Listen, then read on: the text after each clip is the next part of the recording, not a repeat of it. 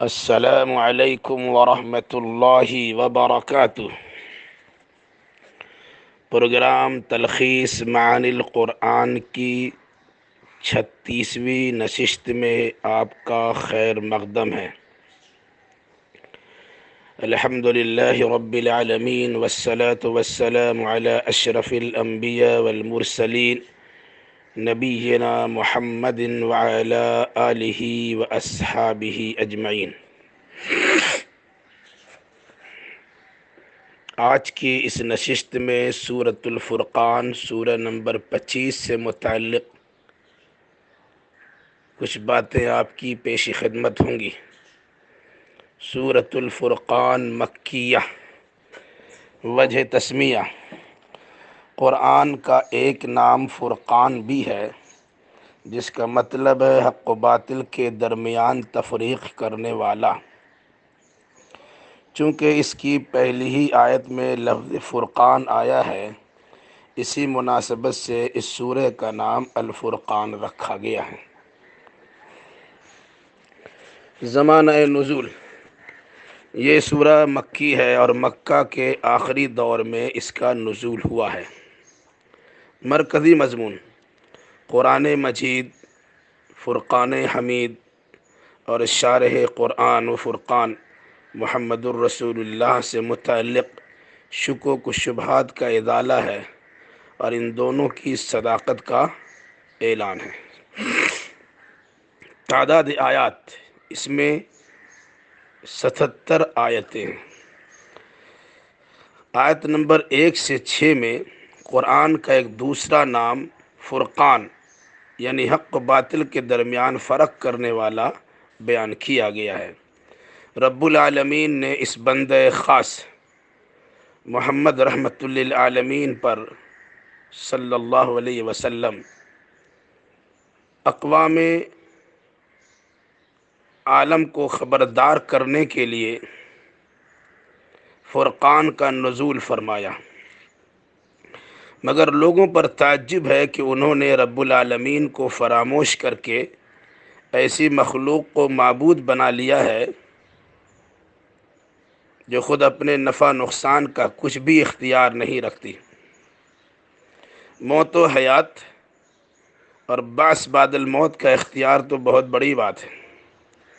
خالق و مخلوق، عابد و معبود اور حق و باطل کے درمیان تفریق کرنے والی کتاب پر ایمان لانے کے بجائے الٹا جھوٹا پروپیگنڈا کر رہے ہیں۔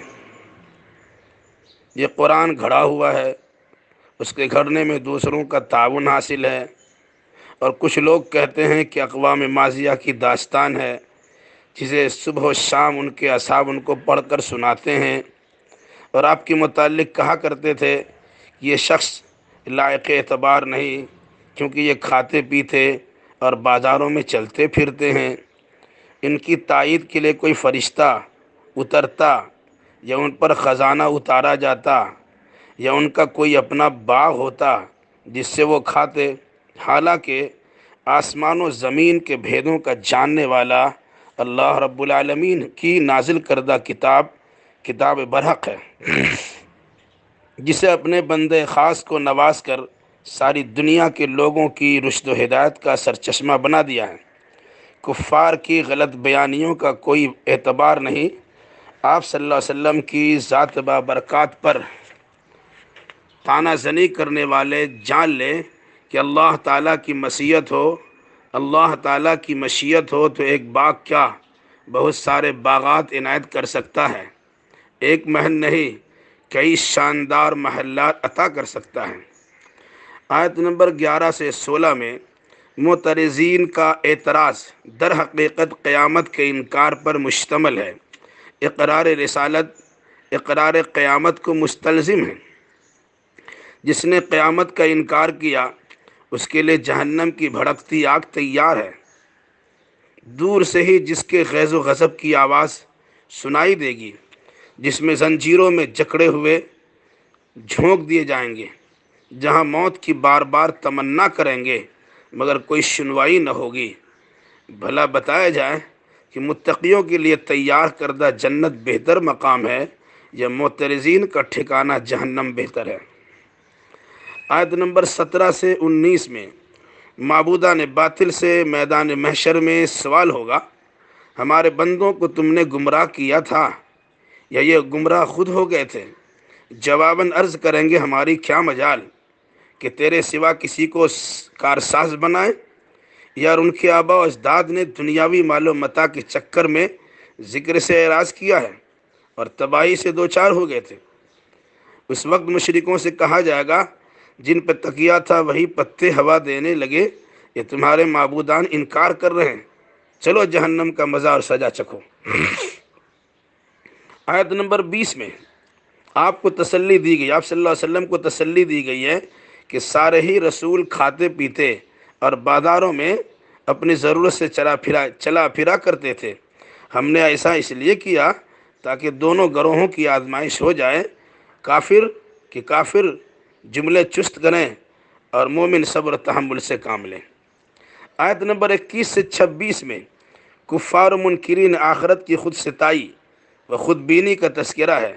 یہ منہ اور مسور کی دال آپ صلی اللہ علیہ وسلم پر نزول ملائکہ کا انکار کرتے ہیں اور اپنے اوپر فرشتوں کی ان کے نزول اور کھلی آنکھوں سے اللہ کے دیدار کی تمنا کرتے ہیں، حالانکہ یہ جس دن فرشتوں کو دیکھ لیں اس دن ان کی شامت آ جائے گی اور ان کے اعمال غبار بنا کر اڑا دیے جائیں گے۔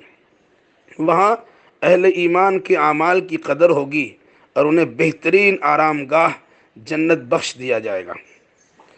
آیت نمبر 27 سے 34 تک میں قیامت کا ایک نقشہ پیش کیا گیا ہے۔ اس دن آسمان پھٹ جائے گا اور اللہ تعالیٰ فرشتوں کی جلوں میں میدان محشر میں جلوہ افروز ہوگا۔ وہ دن کافروں کے لیے بڑا ہی دشوار ہوگا۔ اس دن ظالم حسرت و ندامت میں اپنا ہاتھ کاٹ کھائے گا اور راہ رسول اپنانے کی تمنا کرے گا اور اپنے گمراہ گر لیڈر کے دوست نہ بنانے کی خواہش کا اظہار کرے گا، کیونکہ انہی کی دام فریب میں پڑھ کر گمراہی کے دلدل سے دوچار ہوئے۔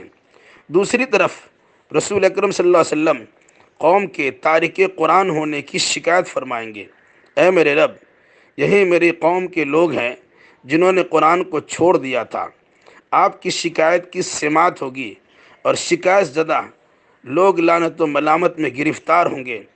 ہر ایک رسول کو قوم کی عداوت کے بالمقابل اللہ کی حمایت و نصرت حاصل رہی ہے۔ بتدریج نزول قرآن پر کافروں کا اعتراض بے معنی ہے، کیونکہ تھوڑا تھوڑا نازل کر کے آپ صلی اللہ علیہ وسلم کے قلب و ضمیر کو تقویت پہنچائی گئی ہے اور اس نے ترتیب اور بہترین وضاحت کے ساتھ اس کا مشق کرایا گیا ہے۔ یہ منکرین و معترضین منہ کے بل جہنم میں جھونک دیے جائیں گے۔ آیت نمبر 25 سے آیت نمبر 44 میں قوم موسیٰ و ہارون، قوم نوح، قوم عاد، قوم ثمود اور قوم لوط وغیرہ کی تباہی کا تذکرہ ہے۔ ان قوموں نے اپنے اپنے زمانے کے رسولوں کی تکذیب کی، ان کی دعوت حق تسلیم کرنے سے انکار کر دیا، بلکہ ان کا مذاق اڑانا شروع کر دیا، تو انہیں ان کے جرموں کے پاداش میں ہلاک کر دیا گیا۔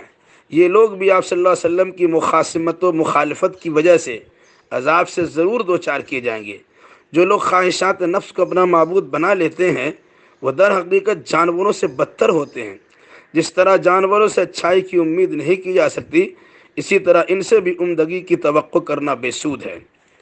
آیت نمبر 45 سے 52 میں چند نشانی قدرت کا تذکرہ ہے۔ سایہ کا گھٹنا بڑھنا، سورج کے طلوع غروب سے ہوتا ہے پردہ پوشی، سورج کا طلوع غروب ہونا، پردہ پوشی کے لیے رات، راحت و سکون کے لیے نیند اور حصول معاش کے لیے دن، بارش کی خوشخبری کے لیے ہوا اور زمین کی مردنی دور کرنے کے لیے بارش اور انسان و چوپایوں کے لیے پانی وغیرہ جیسی نعمتوں کا مختلف پیراؤں میں تذکرہ کر کے سامان عبرت و نصیحت بنا دیا گیا ہے اور شکر گزاری کی دعوت دی ہے، مگر اکثر لوگ ناشکری پر تلے ہوئے ہیں۔ عظمت رسالت محمدی کا تذکرہ بھی ہے کہ اللہ تبارک و تعالی ہر ایک بستی میں ایک ایک رسول بھیج سکتا تھا، مگر پوری دنیا کو خبردار کرنے کے لیے صرف آپ صلی اللہ علیہ وسلم کو ہی آخری رسول کے طور پر منتخب فرمایا ہے۔ آپ صلی اللہ علیہ وسلم اس مقام و منصب کی اہمیت کو جانیے اور پوری دنیا کو قرآن کی دعوت دیجیے، اور قرآن کے ذریعے کافروں سے جہاد کبیر یعنی بڑا جہاد کیجیے۔ آیت نمبر 53 سے 62 میں چند نشانی قدرت کا تذکرہ ہے۔ سمندر کا پانی کھارا، دریا کا پانی شیریں خوشگوار ہوتا ہے۔ جہاں دریا سمندر میں گرتا ہے وہاں دونوں کے درمیان قدرتی طور سے حد فاصل ہوتی ہے۔ سمندر کی زبردست موجیں دریا سے متصادم ہونے کے بعد بھی دریا کا پانی کھارا نہیں ہوتا۔ اسی لیے اللہ نے انسان کی تخلیق بھی پانی سے فرمائی ہے اور نسبی و سسرالی رشتے قائم کر دیے ہیں، مگر انسان اپنے رب کا مخالف بن کر اللہ کے علاوہ اس کی مخلوق کی پوجا کرتا ہے، جس کے پاس نفع و نقصان کا کچھ اختیار نہیں ہے۔ آپ صلی اللہ علیہ وسلم کی بعثت نذیر و بشیر کی حیثیت سے ہوئی ہے، خوشخبری سنانے والا اور ڈر سنانے والے کی حیثیت سے ہوئی ہے، لہذا دعوت و تبلیغ پر اجرت و معاوضہ کا مطالبہ ہرگز نہ کرے اور زندہ و پائندہ اللہ ہی پر توکل کیجیے، اسی کی تسبیح و تحمید میں لگے رہیے۔ اسی اللہ نے ارض و سما کو اور ان کے درمیان کی چیزوں کو صرف 6 دنوں میں پیدا فرمایا ہے، پھر عرش پر مستوی ہو گیا ہے۔ خود رحمان اس کی خبر دیتا ہے اور اہل علم سے پوچھا جا سکتا ہے، مگر ان لوگوں کا حال عجیب ہے۔ ہونا تو یہ چاہیے کہ نشانی قدرت کے مشاہدہ کے بعد خود رحمان کے حضور سجدہ ریز ہو جاتے، مگر حکم ملنے کے بعد تو ان کی نفرت میں اضافہ ہی اضافہ ہو گیا۔ حالانکہ اسی اللہ بزرگ برتر نے انسانی مفاد کے لیے چاند، سورج اور ستارے بنائے، رات اور دن کا نظام قائم کیا۔ یقیناً اس میں عبرت و نصیحت کا سامان بھی ہے اور انعامات ربانی پر شکر کا مطالبہ بھی۔ آیت نمبر 63 سے 77 میں عباد الرحمن اللہ کے بندوں کی چند اوصاف حمیدہ کا تذکرہ ہے۔ وہ نرم خوئی اور خوش اخلاقی سے پیش آتے ہیں، شریفانہ چال چلتے ہیں، تہجد گزاری کرتے، جہنم سے دور رہنے کی دعا مانگتے ہیں، اسراف و تبذیر سے پرہیز، کنجوسی و بخیلی سے صاف اعتدال پسند ہوتے ہیں، نہ غیر اللہ کو پکارتے ہیں اور نہ ہی ناحق کسی کو قتل کرتے ہیں، زنا کو گناہ باور کرتے ہوئے دور رہتے ہیں، جھوٹی گواہی نہیں دیتے، اگر لغویات کے پاس سے گزرنا پڑ گیا تو شریفانہ اور پروقار انداز میں گزر جاتے ہیں، آیات قرآنی کی سماعت سے نصیحت قبول کرتے ہیں، اندھے اور بہرے کی روش نہیں اپناتے، بیوی بچوں سے بے پرواہی نہیں برتتے، بلکہ ان کو آنکھوں کی ٹھنڈک بنانے کی اور متقی و پرہیزگار لوگوں کے امام و پیشوا بنائے جانے کی دعا کرتے ہیں۔ ان اوصاف حمیدہ کے حاملین خوش نصیبوں کو بطور خاص جنت کے بالا خانے عطا کیے جائیں گے، جہاں دعا و سلام سے ان کا استقبال ہوگا۔ اس بہترین مقام میں ہمیشہ ہمیشہ رہیں گے۔